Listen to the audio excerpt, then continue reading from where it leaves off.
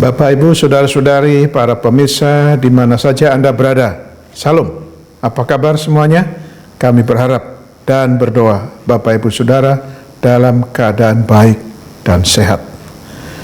Namun apabila ada di antara Bapak, Ibu, Saudara-saudari, para pemirsa dalam kondisi kurang baik karena sakit atau sedang menghadapi berbagai macam pergumulan hidup, kiranya melalui program ibadah online Yamari ini, Bapak, Ibu, Saudara-saudari mendapatkan penghiburan dan kekuatan iman serta jamahan Tuhan.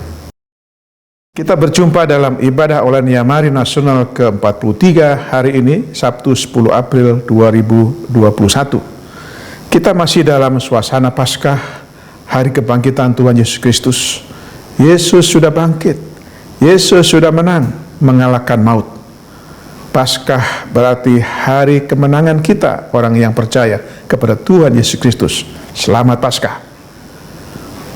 Firman Tuhan dalam ibadah online Yamari hari ini dilayani Bapak Pendeta Dr. Anton Lagiono MTH dengan tema Kualitas Hidup Orang Beriman. Pendeta Dr. Anton Lagiono MTH adalah anggota P3 BPL Yamari.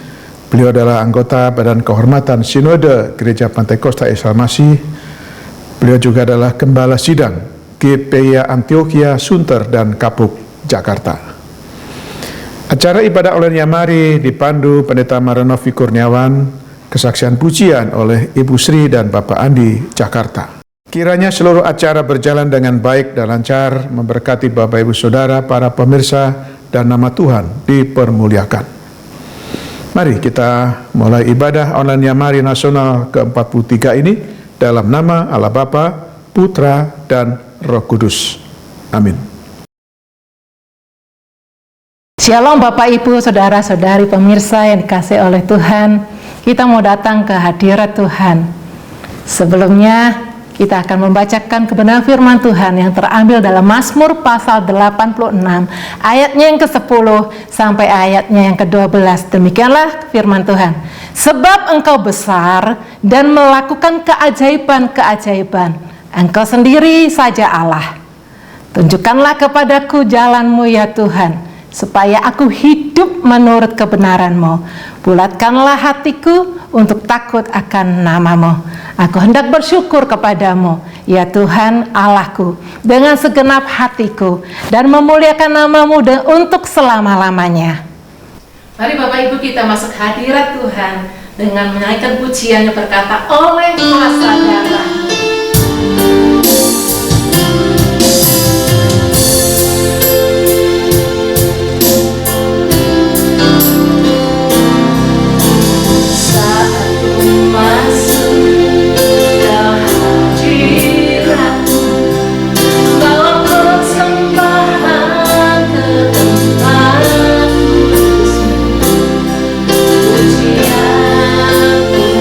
Sembahku beri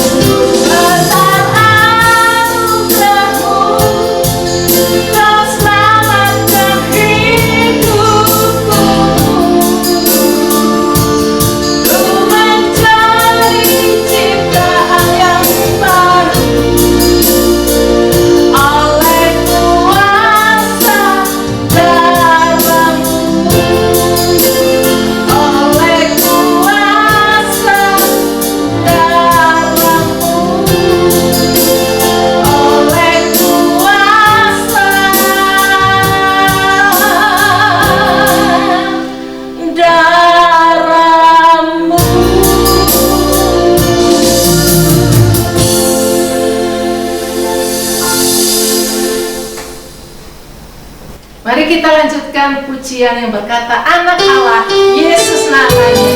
Dialah Allah yang memberkati kita.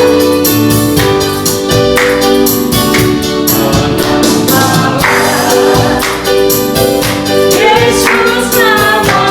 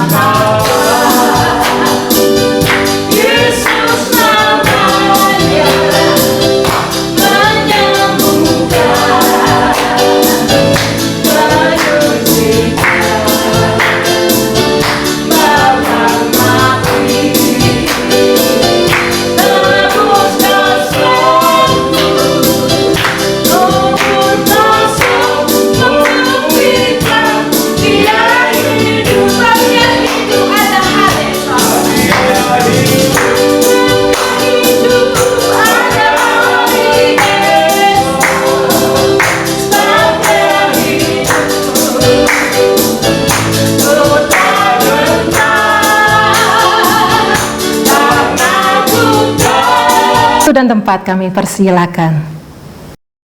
Shalom, sahabat yang mari yang dikasihi Tuhan Yesus. Kita sudah 1 tahun ini mengalami pandemi, tapi kita bersyukur Tuhan Yesus selalu setia. Tuhan Yesus tidak pernah meninggalkan kita semua. Memang berat, tapi kita yakin bahwa Tuhan Yesus akan menolong kita semua, akan menyertai kita semua. Biarlah di dalam masa yang sulit ini kita tetap menyenangkan hati Tuhan. Menyenangkanmu, itu judul lagu yang akan kami naikkan hari ini.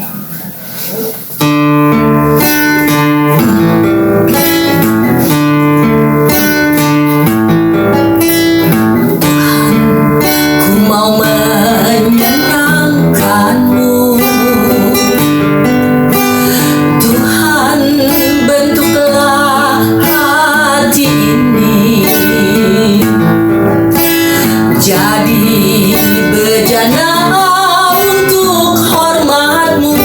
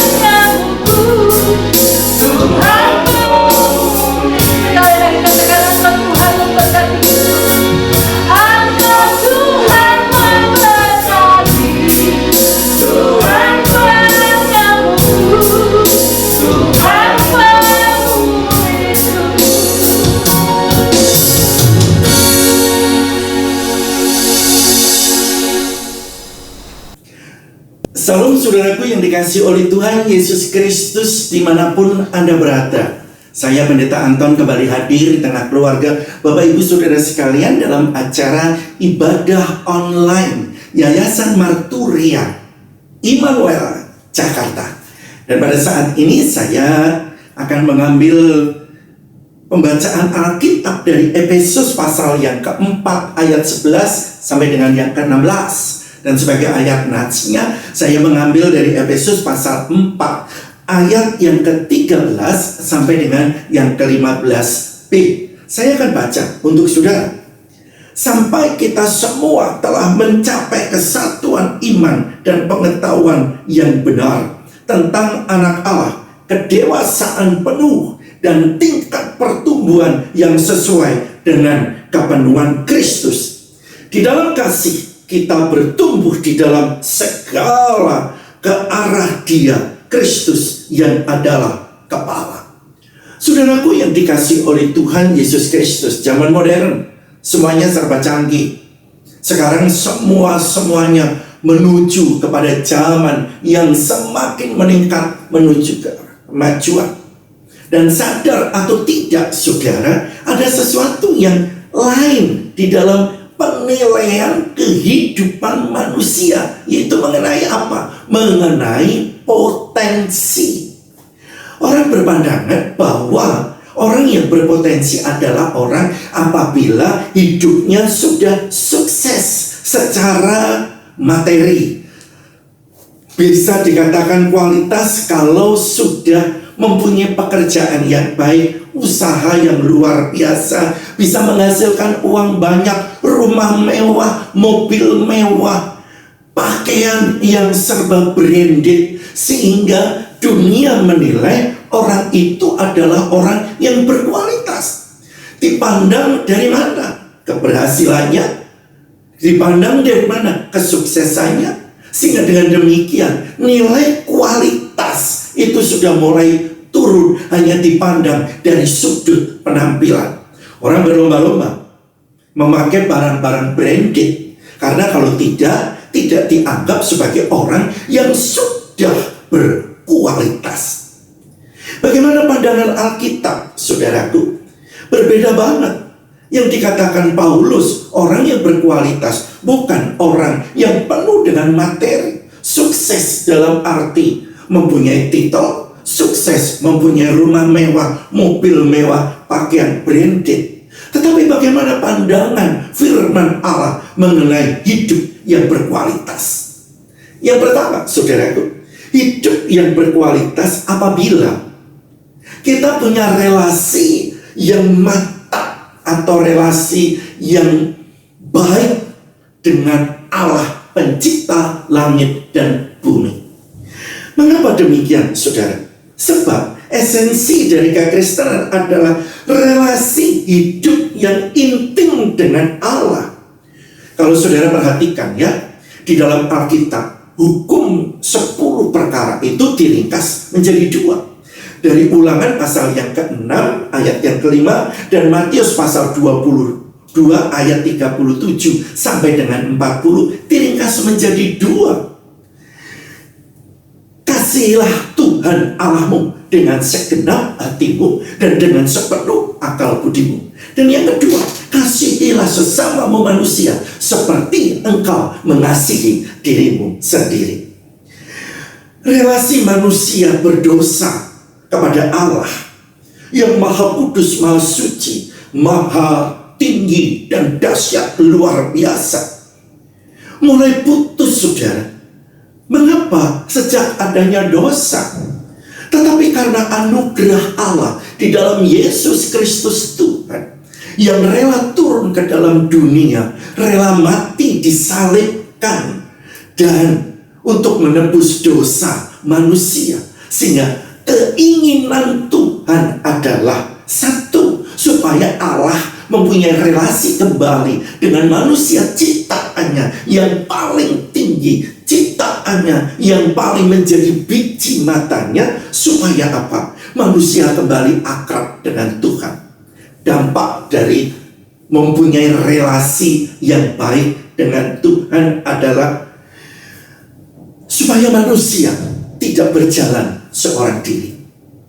Mengapa? Karena dosa, manusia tidak bisa bergaul lagi dengan Tuhan. Karena dosa, manusia tidak bisa menyatu lagi dengan Tuhan. Tuhan mengasihi manusia, tetapi karena dosa, Tuhan jijik melihat dosa manusia.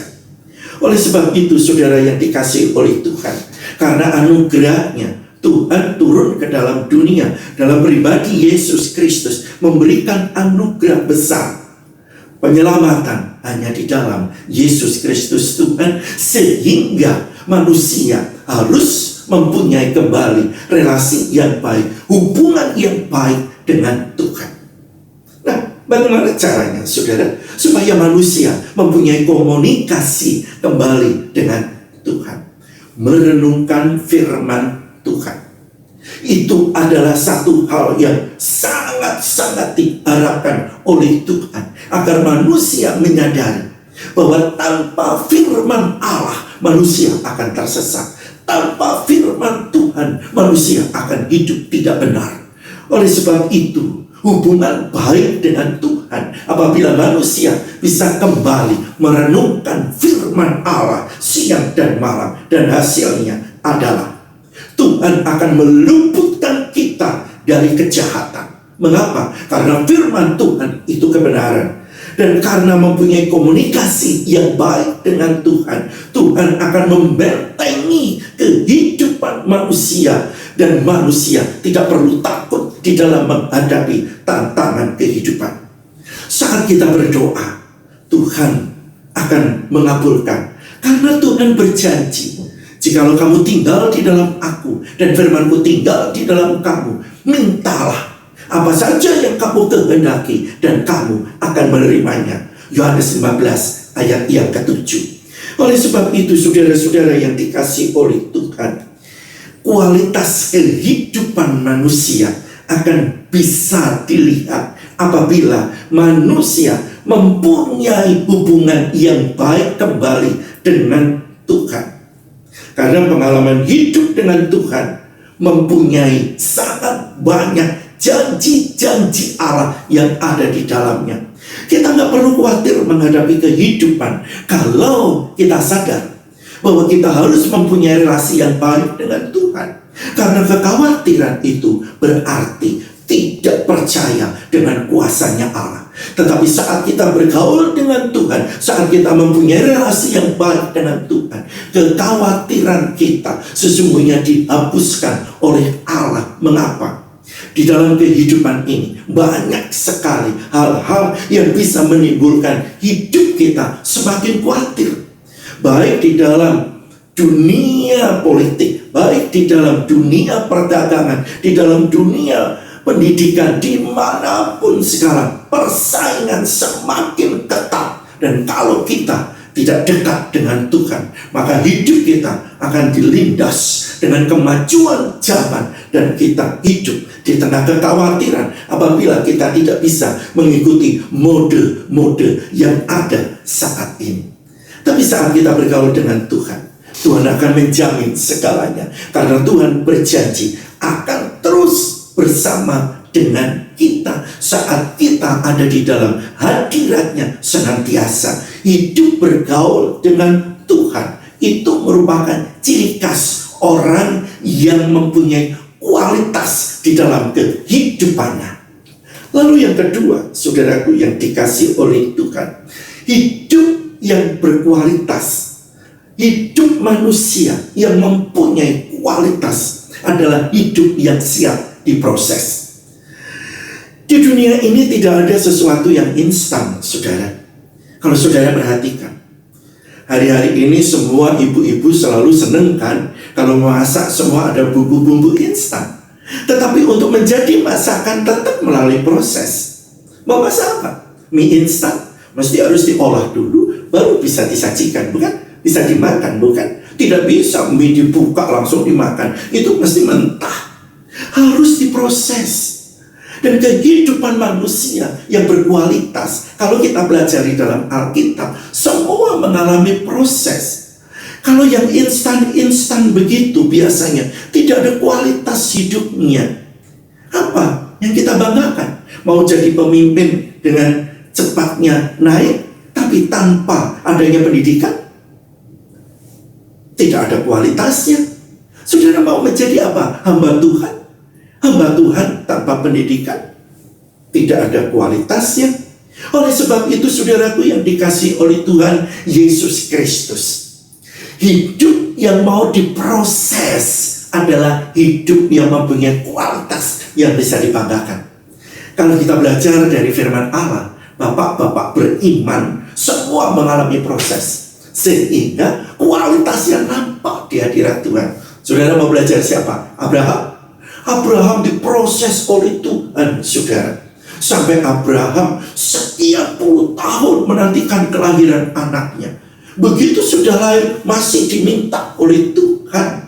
Tetapi proses itulah yang mengakibatkan Abraham dijadikan menjadi bapaknya orang beriman oleh Tuhan sendiri. Mengapa? Berhasil karena mengalami proses yang ada.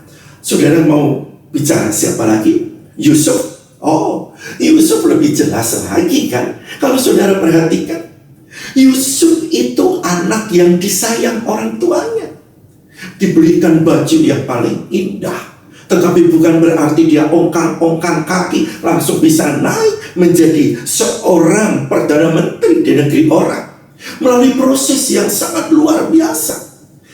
Dia dibully saudara-saudaranya, dia dijual saudara-saudaranya, dia dijadikan budak, masuk penjara, difitnah, tetapi Tuhan mengangkatnya. Mengapa? Proses Allah menjadikan Yusuf menjadi berkat bagi banyak bangsa. Di tengah-tengah kelaparan di Mesir dan sekitarnya, Yusuf mempunyai inisiatif untuk mengumpulkan pangan, sehingga saudara-saudaranya datang untuk mencari makan dan bersujud di bawah kaki Yusuf. Saudara, siapa lagi? Daud. Oh, kalau saudara kenal Daud, dari orang yang tidak dianggap di tengah keluarganya sendiri, pada saat mau ditapis menjadi raja, papahnya Isai tidak mengenalkan kepada Samuel bahwa dia masih mempunyai anak yang sekarang di padang belantara. Yang ditampilkan adalah anak-anaknya, kakak-kakaknya yang gagah perkasa. Tetapi suara Tuhan kepada Samuel bukan itu yang diharapkan Allah. Tetapi saat itu baru ditanya kepada Isai, apakah masih ada anakmu? Oh, ada. Dia masih di padang belantara. Dia Daud, dipanggil. Dan saat itu diurapi, ditapiskan oleh Samuel menjadi raja orang Israel. Apakah langsung naik tahta? Tidak, saudara. Dia punya hobi main kecapi. Dan saat dia main kecapi, urapan Allah hadir di dalam saat dia memainkan musik pujian, sehingga roh Allah hadir dalam hidupnya. Roh setan yang ada di Saul bisa disingkirkan.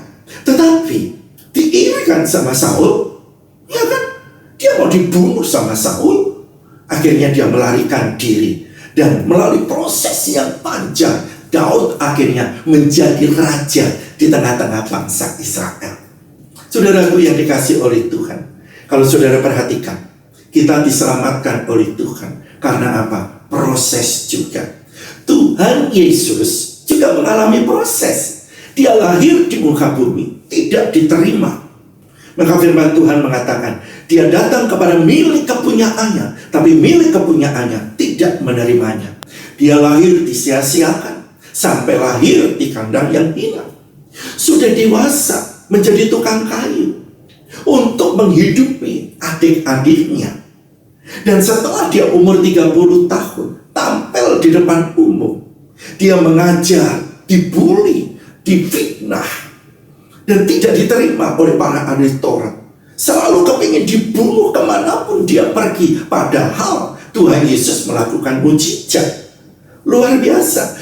Orang buta bisa dicelekkan, orang lumpuh bisa berjalan, orang mati bisa dibangkitkan. Tetapi diproses oleh Tuhan sedemikian rupa sehingga pada saat detik-detik terakhir Tuhan Yesus datang ke Taman Getsemani, berdoa di sana sampai keringatnya menetes seperti darah. Dia bergumul karena dia melihat bayang-bayang salib untuk menebus dosa manusia. Dan proses itu berjalan. Dan Tuhan Yesus mengatakan apa? Bukan kehendakku yang jadi Bapa, tetapi kehendakmu. Kalau boleh cawan ini berlalu, tetapi kalau itu tidak berkenan, biarlah kehendak Tuhan yang jadi. Dan akhirnya Yesus disalibkan, Yesus mati dikuburkan. Tapi kemenangan pada hari yang ketiga, dia bangkit dari kematian, bahwa Yesus adalah Allah yang tidak bisa dibendung oleh bumi. Yesus adalah Tuhan yang tidak bisa dikalahkan oleh maut. Sehingga Paulus mengatakan, hai maut, di manakah sengatmu? Yesus melalui proses, saudaraku, sehingga kita dihadapkan kemenangan-kemenangan. Dan hari-hari ini kita sudah merayakan Paskah. Dan Paskah itu melambangkan kemenangan bagi orang-orang percaya. Maka dari itu, bila Anda kepingin berhidup dalam kualitas Allah di hadapan Tuhan, yang pertama adalah milikilah relasi yang baik setiap hari dalam hidupmu. Lakukan apa saja yang engkau kerjakan dalam kesibukanmu untuk kemuliaan Tuhan. Lalu yang kedua, siap diproses oleh Tuhan. Saya pesan dengan anak-anak muda, jangan takut diproses oleh Tuhan. Mengapa? Saat kita diproses oleh Tuhan, Allah ikut bekerja di dalam segala hal untuk mendatangkan kebaikan. Oleh karena itu, para pemuda, jangan menjadi pemuda yang cengeng, jangan menjadi pecundang, tapi jadilah pemenang. Hadapi setiap tantangan yang ada. Itu adalah proses hidupmu. Apa yang kau kerjakan hari ini, langkah kakimu hari ini menentukan masa depanmu. Siaplah untuk diproses dalam keadaan dan situasi apapun. Kalau engkau mempunyai hubungan yang baik dengan Tuhan, saudara, gak perlu takut, gak perlu khawatir, karena Allah pasti membela saya dan saudara. Yang ketiga, yang terakhir adalah orang yang mempunyai kualitas hidup adalah orang yang mempunyai kasih dengan tulus. Kalau saudara perhatikan di dalam Yakobus pasal yang kedua ayat pertama, saudara-saudaraku, sebagai orang yang beriman kepada Yesus Kristus, Tuhan kita yang mulia, janganlah iman itu kamu amalkan dengan memandang muka. Kalau orang beriman, berarti orang yang punya kasih. Kalau orang yang punya kasih, berarti mengalami kasihnya Yesus. Maka dari itu, saat kita mau mengasihi sesama kita, nggak usah pandang bulu. Entah itu bangsa apa, entah itu suku apa, entah bahasanya bagaimana, ya kan? Nggak usah. Yang penting kita mengasihi seperti Yesus mengasihi saya dan saudara. Tapi masih banyak ya saudara-saudara, orang Kristen pun ada yang masih membeda-bedakan untuk memberikan kasihnya. Kadang-kadang yang kaya kumpul dengan yang kaya. Kalau memberi yang kaya sama yang kaya, ya kan? Yang diperhatikan yang kaya sama yang kaya. Kalau yang punya titel, yang punya segala fasilitas, dihargai, dihormati, disanjung, ya kan? Diperhatikan. Tetapi orang-orang yang biasanya kurang mendapatkan perhatian. Oleh karena itu, mari di dalam merayakan Paskah, saudaraku yang dikasih oleh Tuhan, membuktikan kualitas kasih kita. Mari kita kasihi. Kasihilah sesamamu manusia seperti dirimu sendiri. Saudara, sebagai orang percaya, kasih ini bukan hanya sekedar kasihan, tetapi kasihan itu hanya ucapan. Tapi kalau kasih itu action, tindakan, apa yang sudah kita kerjakan sebagai bukti kasih kita kepada Tuhan adalah mengasihi sesama. Oke, jangan pandang. Ada katanya seorang pimpinan perusahaan, memberikan gaji. Kalau dia orang suku A, etnis B, diberikan gaji lebih tinggi daripada yang lain. Kalau dari suku ini, suku itu, ada begitu. Kalau sampai ada yang begitu dan dia orang Kristen, saya mengatakan dia bukan orang Kristen. Kalau dia orang Kristen, ya, kasihnya tidak ada batas kepada suku, kepada bangsa, kepada etnis apapun juga. Kalau kita mengamalkan, bertindak sesuai dengan kasihnya Tuhan, maka kita tidak bakalan membeda-bedakan siapa saya dan siapa Anda. Mengapa? Karena di dalam diri pribadi manusia ada kemuliaan Allah. Pada waktu saya pertama kali masuk jadi orang percaya Tuhan Yesus, ada satu lagu, saudara, sudah lama banget. Waktu itu saya kenal, masih kuliah di Surabaya. Karena saya tidak pernah mengalami sekolah minggu. Sebab saya bertobat jadi orang Kristen, itu SMA kelas 3. Jadi saya nggak pernah mengalami namanya sekolah minggu. Tapi lagu ini, saudara, sangat berkesan. Ada 2 lagu yang berkesan dalam hidup saya.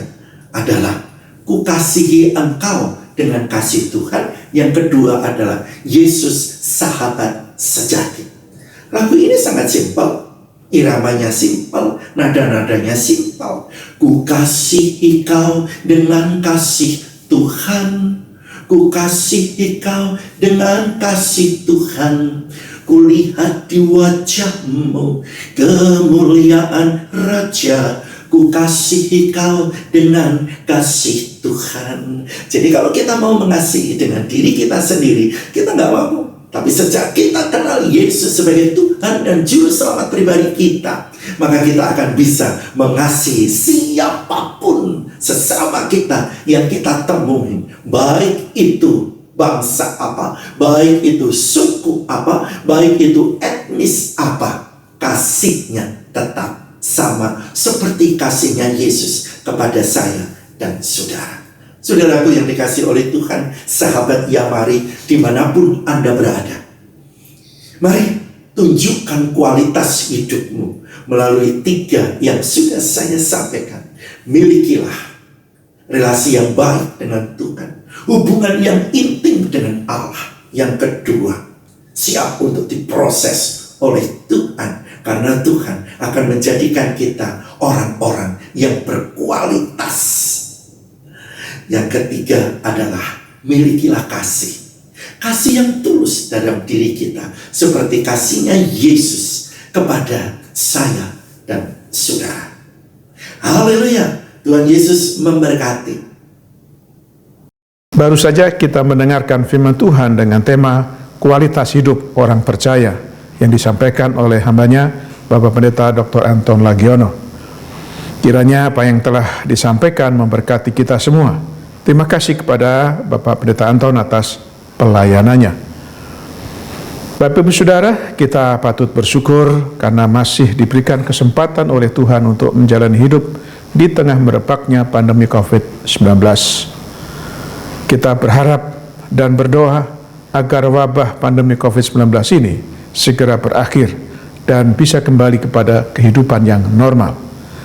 Dalam sikon pandemi COVID-19 ini, marilah kita jalani kehidupan, tugas pelayanan, dan pekerjaan kita masing-masing dengan suatu keyakinan bahwa Tuhan Yesus Kristus Juru Selamat kita akan selalu menyertai, memelihara, dan memberkati kita semua. Roh Kudus kiranya memimpin dan memberikan kekuatan kepada kita untuk menjalani hidup dengan baik dan benar seturut dengan kehendak Tuhan.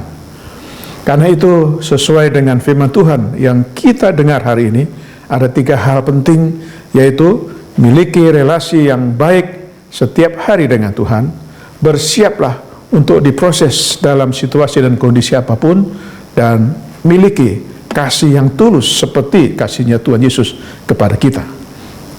Untuk itu kita harus tetap percaya dan mempercayakan diri kepada Tuhan dengan sungguh-sungguh. Maka damai sejahtera Allah yang melampaui segala akal akan memelihara hati dan pikiran kita dalam Kristus Yesus Tuhan kita. Ibadah online Yamari Nasional berikutnya yang ke-44 tanggal 17 April 2021 dengan tema Pertolongan Pertama dalam Menghadapi Gejala COVID-19 dilayani Dr. Sopian Andi, MPDK.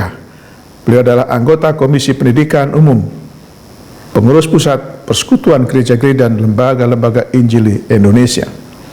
Mohon doanya agar pelayanannya dalam ibadah online Yamari yang ke-44 nanti menjadi berkat dan membawa kemuliaan bagi nama Tuhan.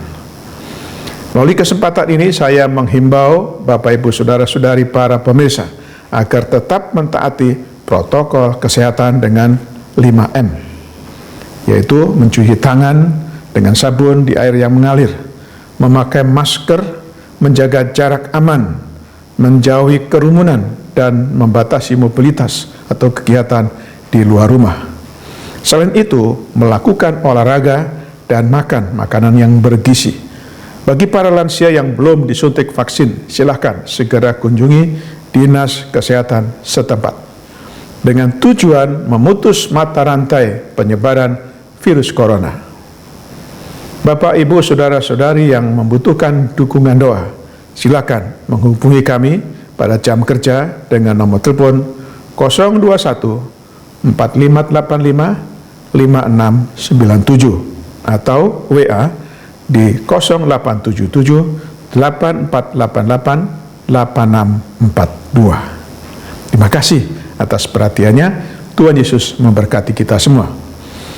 Kita akan masuk dalam doa syafaat yang akan dipimpin oleh Evangelis Petrus Tadu. Sebelumnya, mari kita menyanyikan sebuah lagu Rasakan Kasih-Mu Tuhan.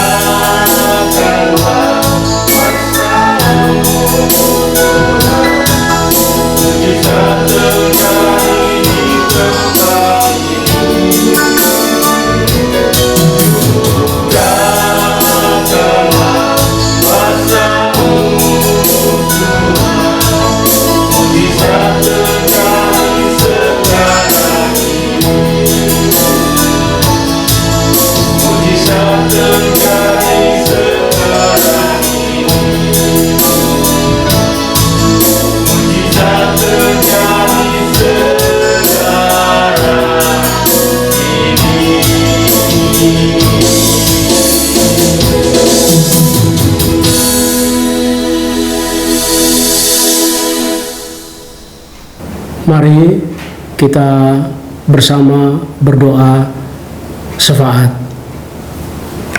Allah Bapa di surga, berkati hamba-hambamu yang telah melayani dalam ibadah online Yamari Nasional ke-43 Sabtu 10 April 2021 dengan kasih dan tanggung jawab sehingga ibadah dapat menjadi berkat bagi seluruh pemirsa yang bersama-sama beribadah. Bapa di surga, berkati dan pimpinlah hamba-Mu, Bapak Pendeta Dr. Anton Lagiono, dalam kehidupan dan tugas penggembalaan sebagai Gembala Sidang Gereja Pantekosta Isa Al-Masih Jemaat Antioquia di Sunter dan Kapuk, Jakarta, yang telah Tuhan pakai untuk menyampaikan kebenaran-Mu agar kami menjadi orang Kristen berkualitas dalam hidup keseharian di tengah-tengah keluarga dan masyarakat sebagai komitmen mentaati firman-Mu yang selanjutnya menyenangkan hati Tuhan. Tuhan Yesus berkati Ibu Sri dan Bapak Andi atas kesediaan mengisi pujian dalam ibadah ini dan menghibur seluruh kami pemirsa. Ya Allah pengasih dan penyayang, mohon bimbingan dan urapan Roh Kudus kepada Dr. Andi Sopian yang akan menyampaikan materi kesehatan dengan tajuk pertolongan pertama dalam menghadapi gejala COVID-19, agar melalui sesi kesehatan ini sahabat Yamari, sahabat Marturia Hospital Ministry dan seluruh pemirsa memiliki panduan yang baik agar dapat memutus mata rantai penularan COVID-19 yang masih terus berlangsung hingga saat ini. Bapa di surga berkati dengan hikmat dan kesehatan yang baik untuk seluruh tim yang akan melayani dalam ibadah online Yamari Nasional ke-44 hari Sabtu 17 April 2021, agar seluruh persiapan daripada hamba-hamba-Mu kiranya diberkati oleh Tuhan. Allah Bapa, kami berdoa bagi para sahabat Yamari, sahabat Marturia Hospital Ministry dan pemirsa yang sedang beribadah bersama dan sedang dilanda sakit, baik karena terpapar virus corona, sakit jantung, kanker, TBC, sakit malaria, dan lain-lain. Juga kami berdoa untuk Dr. Joyce Cakra yang sedang sakit kanker payudara dan dirawat di Rumah Sakit Keramat Jakarta dan juga akan menjalani kemoterapi. Ibu Ratna Eko Santiti yang sakit stroke dirawat di Rumah Sakit Kasih Ibu Semarang. Bapak Edi Joko Prakoso di Malang dari gangguan paru-paru dan juga menjalani kemoterapi. Ibu Yohana Maurelede di Alor Timur Laut dari diabetes dan retina mata yang sedang terganggu. Bapak Tommy Fredrickson di Wengapu dari penyakit tiroid. Rambu Yuliana Hunggu Hamu Mama Deborah Talomeha di Wengapu dari stroke. Ibu Marta Ndaibati di Tawui dari gangguan kejepit saraf tulang belakang. Bapak Umbu Manja di Tawui Sumba Timur dari penyakit gondok. Di dalam nama Tuhan Yesus Kristus yang bangkit dan bilurnya mengampuni kesalahan anak-anak-Mu, dan Tuhan